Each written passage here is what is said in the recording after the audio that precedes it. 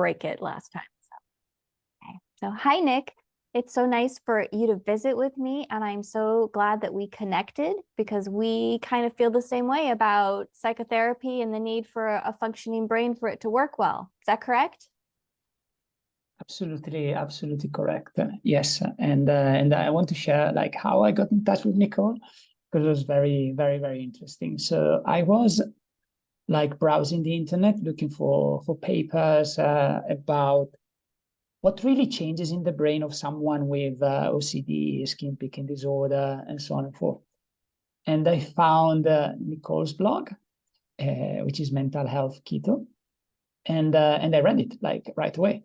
And there was like a beautiful article about OCD and the effect of the ketogenic diet and the way the brain changes.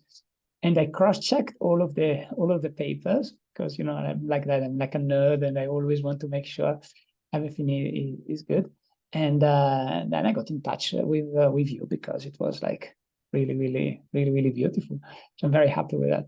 Good. Yeah, absolutely. And so you are a nutrition expert, and you've been helping people with nutrition and brain health for a long time now. And you are helping people specifically. You have a new book coming out, but tell me more a little bit about your career and how you got into this and what you've observed. Yeah, like I did study in Italy where I got my degrees, and in Italy for you to be able to practice nutrition, you need to be a biologist first, and then you need a master of science in human nutrition. Wow. This is what I've done. I wish they did that here. Yeah. No, like in Italy, the structure is fairly good. Fortunately, the university is bloated with exams that are not really useful. So I had maybe 4 or 5 nutrition exams, and the rest was all like pointless stuff, to be fair. Yeah. But right away, the moment I graduated, I moved to the UK, and I started to practice in the UK. I had lived in London for 12 years, and I was practicing there. And then I had like an offer to teach in the biggest college of the UK for when it comes to natural medicine. And I have been a lecturer there for 8 years, between 2014 and 2022. And I've always liked to produce content. I've always liked to read. I've always liked to write books. And the reason why I started to read more about like the brain and the neurotransmitters and OCD and skin picking was simply because I had 2 clients in the last year with that specific problem. And I was trying to find like the optimal approach for them. And I was like, why is no one really going deep into understanding that this is a brain biochemistry related issue? Because the evidence is so strong. Like there are areas of the brain which are hyperactivated. Like if you compare like someone with skin picking versus someone who does not have skin picking, the brain is functioning in a different way. Some areas are activated, some areas are underactivated. I don't want to make it too difficult, but it's very clear. And also there is like a different expression of the neurotransmitters. Mm-hmm. Like again, I don't want to make it too difficult, but very often there is an excessive amount of glutamate, which is the excitatory neurotransmitter, and a low level of GABA. Mm-hmm. Obviously, you don't feel good like that because you're gonna feel like overwhelmed, like it's bad, like you feel like on edge all the time, and that's when people do like crazy things. It could be some people do skin picking, some people do gambling, but it's just because you don't feel well. Mm-hmm.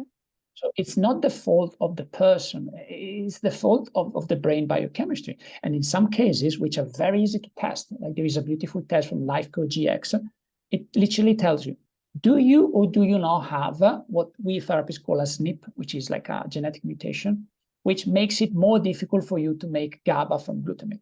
Because some people, they start from a disadvantageous position. That doesn't mean you can't fix them. Of course you can. You just need to give them like the right cofactors in the right amount. But some people, they may have skin picking or OCD or trichotillomania only because their genetics is not being supportive. So it's not the person's fault. It's not like oh, just be a man or just stand up and deal with it. And no, because that's not the way it works. Like, Yeah. like the brain is not functioning the way it's supposed to function. And that's why the person doesn't really have control over the situation. Right. And this is all very solvable. And I was blown away by the fact that it was only in the last 5 years that more and more scientific papers were coming out recognizing this issue, which is a very, very important and serious issue. So that's why I started to research. That's why I started to learn more. And the last year, I think I studied 80 to 100 papers on the topic. Mm-hmm. As I told you, I'm a nerd, so I like to read. You enjoy the hunt for the why, for sure. So you have a book coming out where you're going to share with people what you've learned and how it can be helpful. When is that coming out? When can people learn more about this, specifically the nutritional component for this particular disorder? Okay. 100% the book, which I called Perfect Skin, Perfect Mind, will come out before the end of the summer.